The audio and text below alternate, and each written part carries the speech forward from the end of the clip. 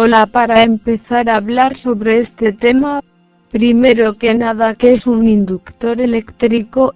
Un inductor, también llamado una bobina o reactor, es un componente eléctrico de dos terminales pasivas que resiste los cambios en la corriente eléctrica que pasa a través de este. Se compone de un conductor, tal como un alambre, por lo general enrollado en una bobina. Cuando una corriente fluye a través de él, la energía se almacena en un campo magnético en la bobina. Cuando la corriente que fluye a través de un inductor cambia, el campo magnético variable en el tiempo induce una tensión en el conductor.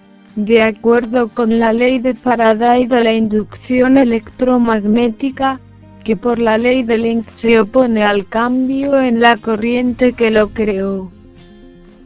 Un inductor se caracteriza por su inductancia de la relación entre la tensión a la tasa de cambio de corriente, que tiene unidades de henrios. Muchos inductores tienen un núcleo magnético hecho de hierro o ferrita dentro de la bobina, que sirve para aumentar el campo magnético y por lo tanto la inductancia. ¿Pero qué es la inductancia? Pues la inductancia es el resultado del campo magnético alrededor de un conductor portador de corriente. La corriente eléctrica a través del conductor crea un flujo magnético proporcional a la corriente. Cualquier cambio en la corriente crea un voltaje a través del conductor que se opone al cambio. El inductor consta de las siguientes partes.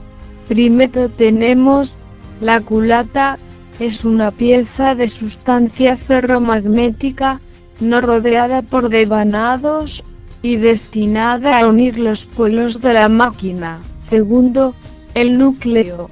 Es la parte del circuito magnético rodeada por el devanado inductor. Tercero, el devanado inductor es el conjunto de espiras destinado a producir el flujo magnético al ser recorrido por la corriente eléctrica. Cuarto, la expansión polar es la parte de la pieza polar próxima al inducido y que bordea al entrehierro. Quinto, la pieza polar es la parte del circuito magnético situada entre la culata y el entrehierro, incluyendo el núcleo y la expansión polar. Y por último, el polo auxiliar, o de conmutación, es un polo magnético suplementario, provisto no de devanados y destinado a mejorar la conmutación. Suelen emplearse en las máquinas de mediana y gran potencia.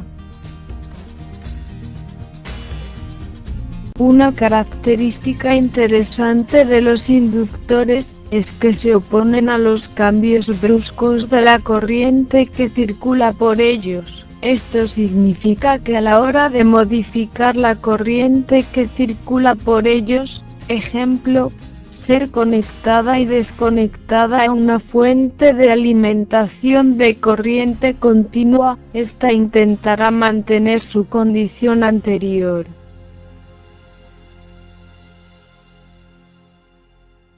Los inductores eléctricos se clasifican por varias razones. La primera según el núcleo soporte. El núcleo de aire, el devanado, se realiza sobre un soporte de material no magnético, fibra o plástico. En los casos donde no se utiliza soporte, la bobina queda conformada solo debido a la rigidez mecánica del conductor. El núcleo de hierro, como tiene mayor permeabilidad que el aire, 10 a 100, aumenta el valor de la inductancia. Sin embargo, solo se emplea en bajas frecuencias porque a altas frecuencias, las pérdidas son elevadas. Y el núcleo de ferrita, las ferritas, son óxidos de metales magnéticos, de alta permeabilidad, 10 a 10.000 que además son dieléctricos. Existe una gran variedad en el mercado en función de la frecuencia de trabajo.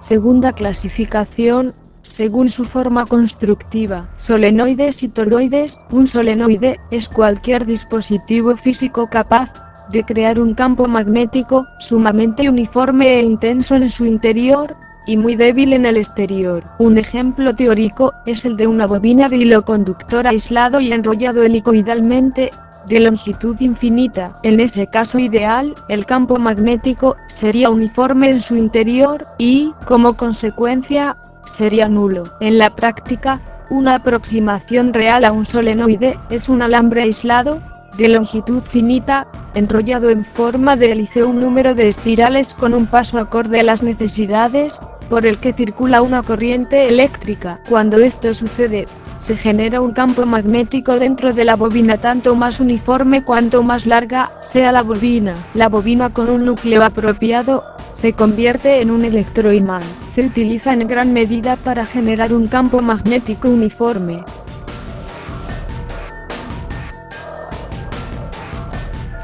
Los toroides. Un toroide tiene un campo magnético en el interior de sí mismo que forma una serie de círculos concéntricos. La fuerza de este campo magnético depende del número de espiras que el toroide tiene en su cuerpo. El campo no es uniforme, es más fuerte cerca de la parte interior del anillo y más débil cerca de la parte exterior. Esto significa que si R es el radio del transformador, el campo magnético disminuye a medida que R se hace más grande. Los toroides son valiosos porque, como todos los solenoides, son inductores. Los inductores pueden inducir o causar corrientes que se crean en bobinas cercanas. Los toroides se utilizan en las telecomunicaciones, dispositivos médicos, instrumentos musicales, amplificadores, balastos y muchos más objetos.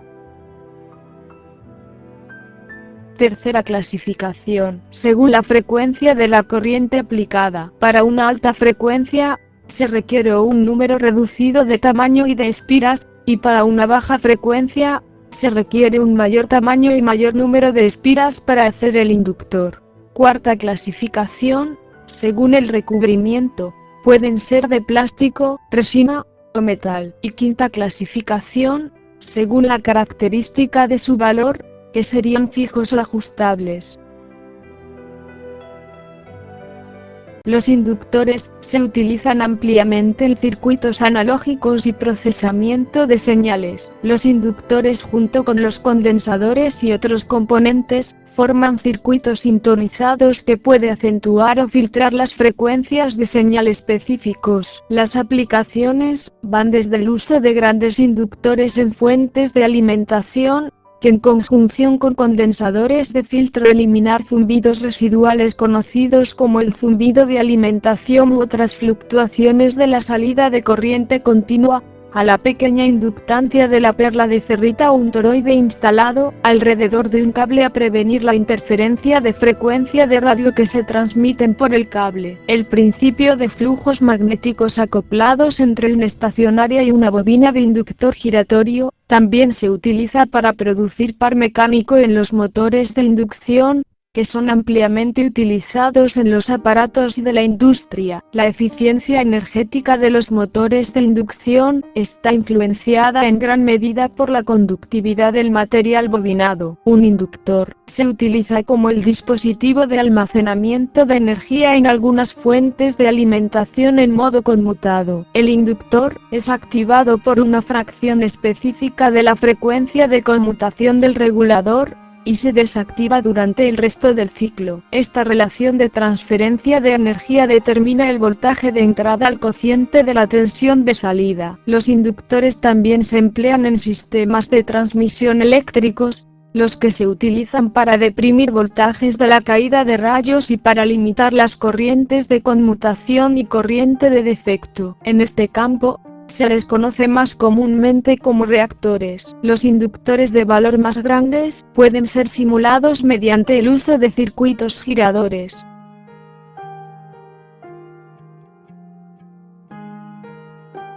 El efecto de un inductor en un circuito es oponerse a cambios en la corriente a través de él mediante el desarrollo de un voltaje a través de ella proporcional a la tasa de cambio de la corriente. Un inductor ideal sería ofrecer resistencia a una corriente constante, Sin embargo, solo los inductores superconductores tienen resistencia eléctrica realmente cero. La relación entre la tensión y variables en el tiempo a través de un inductor con inductancia y la corriente variable en el tiempo que pasa a través de él se describe por una ecuación diferencial. Un inductor ideal es una bobina con alambre sin resistencia. Cuando existe corriente en el alambre, se almacena energía en el campo magnético que rodea al devanado. Una corriente constante en la bobina produce una tensión cero a través de ella. Una corriente variable en el tiempo produce una tensión autoinductivo. Nótese que es imposible un cambio brusco o instantáneo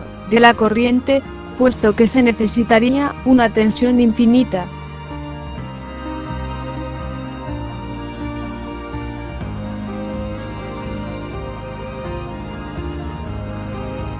Los inductores en una configuración en paralelo, cada uno tiene la misma diferencia de potencial. Para encontrar su inductancia total equivalente, la corriente a través de inductores en serie sigue siendo el mismo, pero el voltaje a través de cada inductor puede ser diferente. La suma de las diferencias de potencial es igual a la tensión total. Para encontrar su inductancia total, estas relaciones simples son válidas solo cuando no haya acoplamiento de los campos magnéticos entre los inductores individuales entre sí.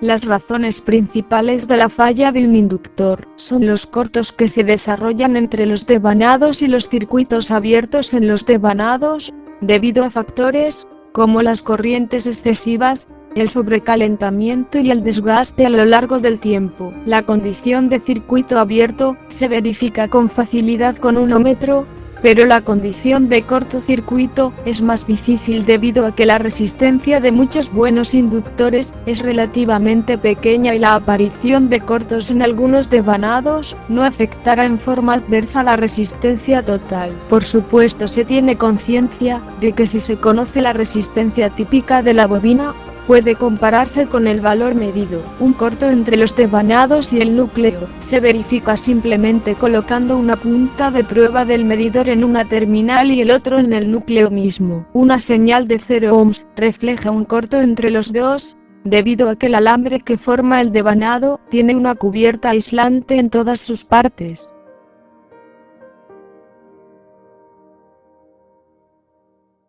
Para la mayor parte de elementos eléctricos, se hace necesario al manejarlos tener un buen juicio, ya que es variable la capacidad que tienen las personas para resistir una carga eléctrica. Muchos capacitores grandes para radios, aparatos de televisión y otros dispositivos electrónicos, conservan su carga después de que se corta la energía. Estos deben descargarse poniendo en contacto sus terminales con el chasis del aparato de que se trata, con un desatornillador o similar, ya que estos voltajes pueden destruir el equipo de prueba y darle una severa descarga eléctrica al técnico que trabaje con el equipo. Los materiales dieléctricos utilizados para los capacitores solo pueden resistir ciertos voltajes. Si se sobrepasan, harán que se produzcan calentamientos y arcos. Esto puede causar un cortocircuito y echar a perder otras piezas del circuito al que va conectado. Los diferentes devanados de un transformador pueden identificarse por medio de pruebas de continuidad. Estas pruebas, ya sea para un transformador o inductor, deben realizarse únicamente después que el dispositivo se ha desconectado de su circuito. En caso contrario,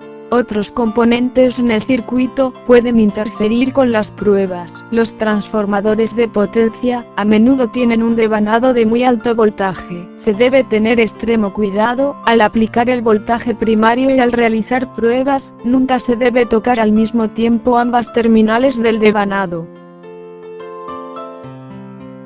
Para concluir con esta presentación, se sabe ahora que la energía almacenada en un inductor es siempre igual o mayor que cero, y se clasifica como un elemento pasivo puesto que no genera, ni disipa energía, solo la almacena. En un inductor, puede almacenarse una cantidad finita de energía aun cuando el voltaje entre sus terminales sea cero, por ejemplo cuando la corriente es constante. Las razones principales de la falla de un inductor son los cortos que se desarrollan entre los devanados y los circuitos abiertos en los devanados, debido a factores como las corrientes excesivas, el sobrecalentamiento y el desgaste a lo largo del tiempo. Muchas gracias por su atención.